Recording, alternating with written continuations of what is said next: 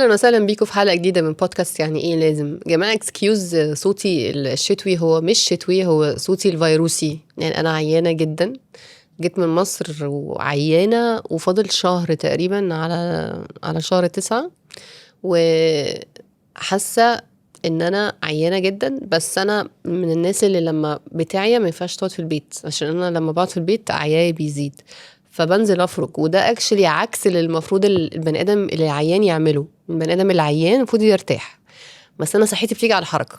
يعني ما بتفهموش ازاي. فرق بقى ADHD. المهم، موضوع حلقتنا النهارده على موضوع الرجوع الى المدارس، back to school. انا ليه قصدت ان انا اقول لكم ان فاضل شهر على المدارس، هو فاضل شهر تقريبا، اللي هو شهر اوجست. احنا دلوقتي الوقت اللي انا بصور فيه الحلقه ده اللي هو اول اوجست، فاضل تقريبا شهر على ما المدارس تبتدي. وانا عندي ولد طفلين، مدرسه وحضانه، فسي المدارس اصلا هتبتدي على اول 9 تقريبا. انا حاسه بشايله هم المدارس ان هي تبتدي وفي شهر لسه على الموضوع. يعني في شهر، يعني الناس حرفيا الناس براكتيكالي لسه بتصيف في الساحل دلوقتي، واحنا مخلصين تصيف. فكره اي ثينك ان انا عقلي رابط فكره ان احنا رجعنا من الاجازه وخلصنا صيف، او خلصنا اجازه المصيف، يعني بان المدارس هتبتدي. فابتديت احس بستريس ان المدارس هتبتدي. طب انت يا نور ليه بتحسي بستريس؟ انا قعدت كده مع نفسي، ليه انا بحس بستريس ان المدارس هتبتدي؟ او مبدئيا يا جماعه ديسكليمر، الحلقه دي مرتجله 100%. يعني تقريبا انا مش هبص خالص في النوت بوك، لان انا حاسه بالموضوع قوي، لان جايه لكم من مكان انا عايشه فيه دلوقتي. ومفيش احسن من ان انا افنت. يعني لو امي بتسمعني هتفهم قوي اللي انا قصدي عليه ده. ليه انا بحس بستريس؟ بسبب قرب دخول المدارس، مع ان المفروض ان انا ابقى متحمسه ان المدرسه هتبتدي. يعني العيال هتسيب البيت وتنزل وتلاقوا حاجه يشغلوهم بدل ما هم قاعدين بياكلوا خلايا مخي. انا حاسه ان انا مبسوطه متحمسه ان نفسي المدارس تبتدي، علشان الاحساس ده، وينزلوا احباب الله يشوفوا حد تاني يزعجوه. لكن ليه انا بحس بستريس بصراحة؟ لأن على مدار السنين اللي فاتت إحنا كأمهات عاملات عمليات ظلمنا جدا جدا يا جماعة. يعني أنا بحس إن أنا عشان أنا بشتغل وإن أنا ست عملية في المطلق، ماليش في الحنتفة، أنا بتعاقب على ده كل يوم من الأمهات اللي مش بيشتغلوا وقاعدين بيحبوا الحنتفة وبيحبوا ان هم يعملوا تفاصيل كتيرة، وهم بينبسطوا بالموضوع ده وبيلاقوا فيه متعتهم الشخصية. انا بحس ببريشر جدا يا جماعة، بحس ببريشر، لان قرب المدارس ده بالنسبة لي يعني تبتدي بقى الامهات البلوجرز والانفلونسرز يبتدوا يحطوا بقى ايه برودكت ريفيوز، يحطوا لي تشيك ليست على الحاجات اللي المفروض ان انا اشتريها، ويحطوا لي شنط المدرسه براندز ايه، واقلام المدرسه براندز ايه، وتسريحات الشعر اللي بتقعد يحسسوني ان هي بتتعمل في 5 دقايق، وهي انا لو قعدت حاولت اعملها بتاخد مني من 40 ل 50 دقيقه. وبحس ان انا عندي كمية تو دو ليستس مرعبة، خاصة ان انا عندي ولد وبنت، فدي ليها حاجاتها وده له حاجاته. بحس ان انا محتاجة اشتري لانش بوكسز كتير جديدة حتى لو لانش بوكسز القديمة موجودة. بحس ان انا محتاجة ان انا يعني اتفنن اجيب، عارفين يا جماعة اللي هي الحاجة التقليعة الجديدة اللي عاملينها دي، اللي هي بوستر كده كبير العيال بيمسكوه اول يوم مدرسة: النهاردة انا عندي مش عارفة كام سنة، انا بحب الديناصورات، انا عايزة اطلع ميكانيكي، انا معرفش ايه. حلوة والله، هي حلوة وكيوت وذكرى حلوة، بس لما نحط 14,000 حاجة في التشيك ليست الموضوع بيخرج بره نطاق الكيوت. بتبقى لو هنجيب كده مثلا behind the scenes view للأم، هتلاقي الأم قاعدة في الكورنر بتعيط عشان الطفل يطلع بهذه الهندمة ومستحمي وشعره متسرح ومعاه شنطة مدرسة فيها حاجات جديدة. أنا كأم بتشتغل يعني بحس ان يعني انا عشان انا مش بس بشتغل، انا بني ادمه عمليه، يعني انا براكتيكال بمعنى ان مش معنى ان مش اللي مش كده وحشين. دي شخصيتي معناها ان انا بفكر ايه اللي محتاجين، اللي هم محتاجينه، يلا نجيب اللي هم محتاجينه. اللانش بوكس بتاع السنه اللي فاتت مثلا بايظ، يلا نجيب لانش بوكس تاني سيمبل، هنرمي القديم عشان هو بايظ، جيب او ما كانش عاجبني مثلا طول السنه لسبب ما فهجيب غيره. لو هو شغال ما نستخدمه تاني. ليه مش بنلاقي ناس على السوشيال ميديا بتقول ان احنا نستخدم الحاجات تاني؟ ليه انا كأم احس ان انا مقصره مع بنتي عشان عندها نفس اللانش بوكس اللي كان عندها بتاع السنه اللي فاتت؟ والكلام ده بينطبق على شنطه المدرسه برضو. شنطه المدرسه لو كويسه مش مقطوعه بينك، بنت برضو بنت والشنطه بتاعتها بينك، شنطه المدرسه لو شغاله ليه اجيب شنطه تانية؟ ليه؟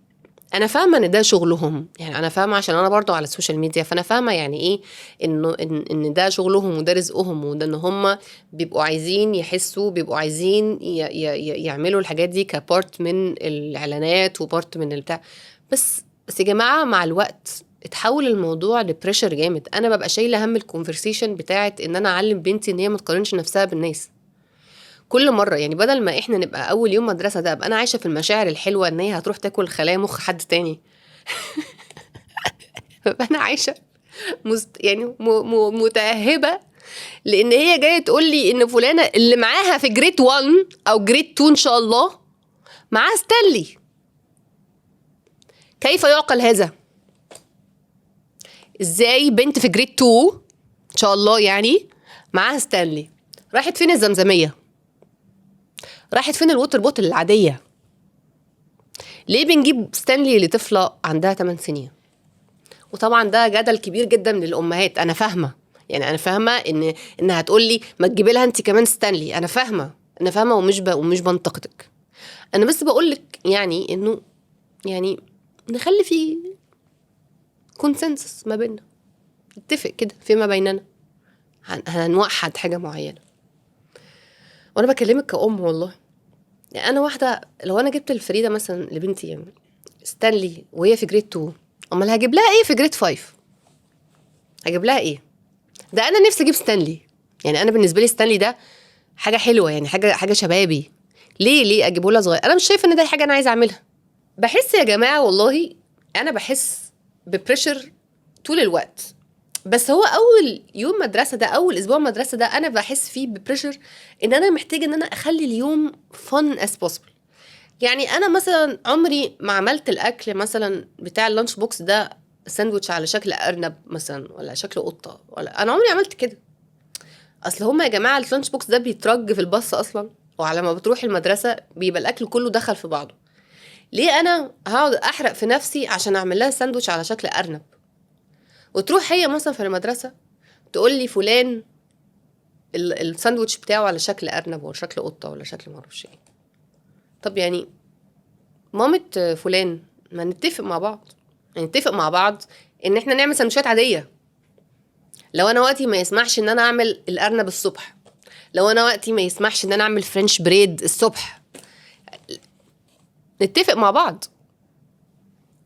في موضوع انا عايزه اتكلم فيه في خصوص الموضوع ده، وهو يخصنا احنا كأمهات. طبعا انا كنت في الاول بهزر، يعني بهزر، هو الموضوع هزلي جدا بصراحه، وبرغم ان انا يعني دي مش اول سنه ليا لبنتي في المدرسه، انا بتعرض لنفس البريشر ده كل مره، مش عشاني، مش بسبب ان انا بتضايق من الموضوع، لكن بسبب ان انا ببقى شايله هم ان انا محتاجه اهاف الكونفرسيشن دي مع بنتي لما ترجع من المدرسه. لان الناس اللي معاها في المدرسه بيبقوا دايما عندهم حاجات احنا مش جايبينها، دايما عاملين حاجات احنا مش عاملينها. واكشلي هو ده بيحصل في كل الاحوال، سواء انا كنت ام حنتوفه او ما كنتش ام حنتوفه. يعني ده درس مهم جدا المفروض ان هم الولاد يتعلموه بشكل عام، مش بس في حالتنا دي. بس اللي انا خدت بالي منه هو الامهات اللي هي من جواها بتبقى فعلا متضايقه، وبتربط قيمتها هي كأم باللي بتعمله مع الولاد.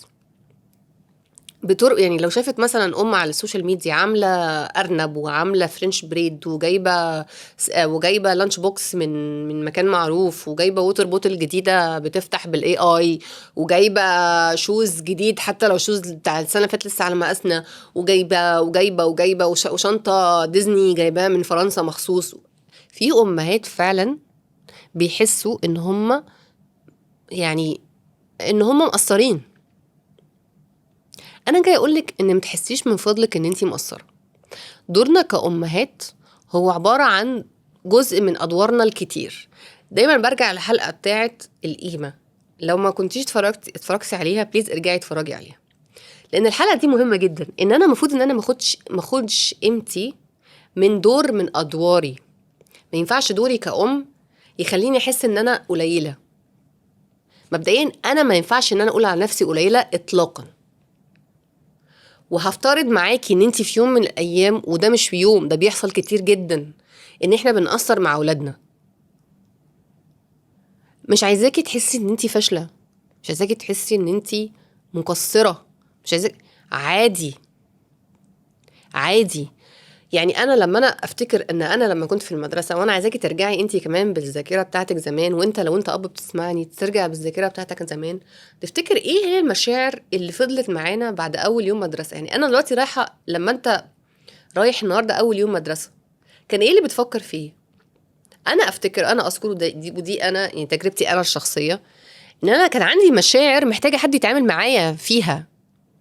كان عندي خوف، كان عندي قلق، كان عندي رهبه، كان جزء منها حماس لما انا كنت ببقى في نفس المدرسه فهشوف صحابي تاني.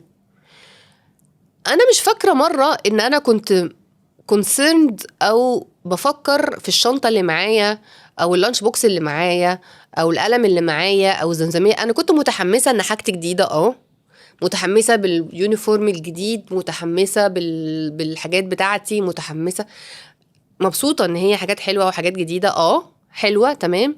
لكن كان عندي مشاعر تانية، يعني انا كان عندي مشاعر تانية، كان نفسي حد يعني يقعد معايا ويهندلني ويطمني والكلام ده كله.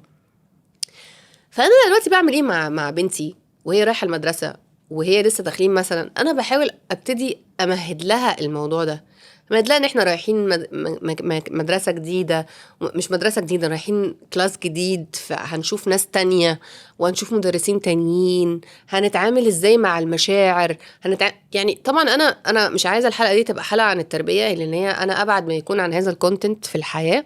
انا بني ادمه وسطيه في كل حاجه، حتى في موضوع التربيه، وشايفه ان انا بني ادمه عادي ممكن اعمل النهارده حاجه غلط جدا ما ينفعش اعملها مع عيالي، وبكره اعمل معاهم حاجه صح جدا. بس انا شايفه ان هي دي الحياه، ان انا ما ينفعش ان انا افضل معيشه عيالي في كنترولد انفايرمنت. ما ينفعش يشوفوني بيرفكت عشان هما ما يطلعوش عايزين يبقوا عيال بيرفكت. كلنا بنغلط وكلنا فوق وتحت وهلاهوطه عادي جدا. تمام. طيب، انا شايفه ان الحاجه المهمه والحاجه اللي بتقعد فعلا في اكسبيرينس اول يوم مدرسه دي، هي الولد نفسه، الطفل نفسه متحمس اكسايتد، مشاعره عامله ازاي. فانا لو انا اخدت شويه وقت من وقتي وان انا قعدت افكر فاسالها حاسه بايه، مش عارفه ايه، نخليها فن، يبقى المورنينج بتاع الصحيان ده مورنينج جميل، ابقى انا فيه مبسوطه، ابقى انا فيه مديلها انرجي حلوه، ابقى انا فيه مدركه ان الصحيان بدري ده لازم يكون وراه نوم بدري، نوم بدري من اليوم اللي قبل منه، تكون واكله كويس، تكون معرفش ايه، تكون هي متحمسه نفسيا وتكون يعني جاهزه. لان كل الحاجات التانية دي اللي في امهات للأسف بتحطها على عاتقها وبتفكر فيها كأن هي حاجة مصيرية، علشان انا احس من جوايا ان انا عملت كده فانا ام كويسة. هو لا، هي دي حاجات هتحسسك انت ان انت كويسة، بس في الاخر لو انا عملت بوستر كبير وكتبت فيه انا النهارده عايزه ابقى ديناصور، انا كنت بحب المكرونه والنهارده بحب الرز، وعملت بوستر جميل وطبعته من احلى مكان ولبسته لبس حلو وجبت لانش بوكس جديد وجبت معرفش ايه، وزعقت له عشان اصوره قبل ما ينزل من المدرسه، هبقى انا كده عملت اتعس يوم في حياته. يبقى برافو عليكي، يعني كل اللي احنا عملناه ده في الهوا. ده اللي انا بفكر فيه. انا لابسه لكم الشيرت النهارده مكتوب عليه اعمل لك مبسوط، انا هعمل مبسوط اعمل لك معايا. ليه بقى؟ انا بصراحه ان هي دي استراتيجيتي في الحياه. بعتبرها ان انا بميك اب لتقصيري. يعني انا مقصره اكيد انا مش هعمل معاها زي ما كل يعني زي ما امهات تانية كتير ممكن تعمل مع عيالهم. اكيد انا مش هجيب احسن حاجه، اكيد انا مش هوديها احسن مكان، اكيد انا مش هعمل احسن حاجه في كل حاجه. بس انا بميك اب لتقصيري بان انا ابقى فن، ابقى ظريفه، اديلها انرجي حلوه، اللي هو السوفت بارت. دي الحته اللي انا عندي فيها سوبر باور، ودي الحته اللي انا بطلب منكم ان انتوا تعملوها. اللي هو فكري انت بقى كأم، لان الاكسبيرينس كلها جايه في الاخر يعني اندد اب انت عندك انت الموضوع البرسبشن بتاعك ايه. فكري بقى، انت تصرفاتك دي نابعه من ان انت حسيتي ببريشر من السوشيال ميديا، ولا تصرفاتك دي نابعه من ان انت عايزه تحطي بوست بعد ما تصوري العيال فالناس يقولوا عليكي ام كويسه، ولا تصرفاتك دي نابعه من ان انت كان عندك اكسبيرينس وحشه في المدرسه زمان فعايزه تحسني الاكسبيرينس لاولادك، ولا تصرفاتك دي نابعه من شوفي اقعدي فكري كده من نفسك. هتلاقي ان في الاخر اللي بيخلي فيه اكسبيرينس كويسه عند الطفل، واول حاجه انك تفهمي هو الطفل محتاج ايه. هو اصلا انك تفهمي الطفل محتاج ايه.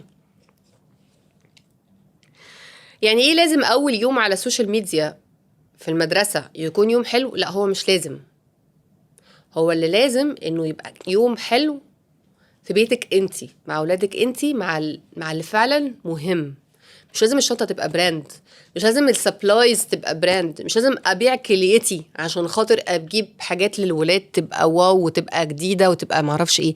انا فاهمه انه انا عشان انا اولادي صغيرين فانا ما عنديش البريشر بتاع ان انا اجيب حاجات براندز ولا هتبقى غاليه قوي عليا. بس انا فاهمه مثلا ان انت لو بتسمعني عندها اولاد اكبر شويه هيبقى عندهم بريشر ان هم يجيبوا حاجات واو ويجيبوا حاجات براندز، وان هم يبقوا ما يحسوش ببريشر، ببير بريشر. ده اللي هو صحابي بنتي صاحبتي جابت فانا لازم اجيب زيها، وصاحبي عمل فانا لازم اعمل زيه. انا فاهمه بقى البريشر المرعب ده. بس جس وات، يعني انا من وجهه نظري دايما هيبقى في حد معاه حاجه مش معايا. لو انا مشيتها بنظام ان انا اجيب لابني او اجيب لبنتي الحاجه عشان خاطر تبقى هي معاها زي اصحابها، دايما هيبقى في حد معاه حاجه مش مع بنتي. فهو الدرس الصح هنا ايه؟